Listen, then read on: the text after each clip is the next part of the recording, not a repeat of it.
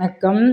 நான் இன்னைக்கு ராகி ஆப்பம் செஞ்சேன். அது ராகி 1 டம்ளர், பச்சரிசி 1 டம்ளர், அப்புறம் 1/4 டம்ளர் உளுத்தம் பருப்பு, வெந்தயம் 1/2 ஸ்பூனு. இதுதான் தனித்தனியாக ஊற வச்சு உளுந்தையும் வெந்தயத்தையும் போட்டு அரைச்சிட்டு ஒரு 2 நிமிஷம், அதுக்கப்புறம் அதிலே மற்றதை ராகியும் அரிசியும் போட்டு அரைச்சி எடுக்கணும். நான் கிரைண்டரில் போட்டேன், நீங்கள் வேணால் மிக்சியில் வேணாலும் போட்டுக்கலாம். ராகி அப்போ நல்ல டேஸ்ட்டாக நல்லா இருந்துச்சு. நான் முன்னாடி செஞ்சுருக்கேன்.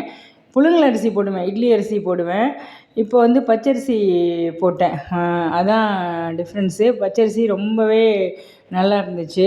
என் கணவர் சாப்பிட்டு சூப்பராக இருக்குன்னாரு. அதோடு என் பையனுக்கு ஆம்லெட் போட்டு கொடுத்தேன். அவன் சாப்பிட்டுட்டு தஞ்சாவூர் போயிட்டான். அப்படியே 2 நாள் கழித்து தான் வருவான்.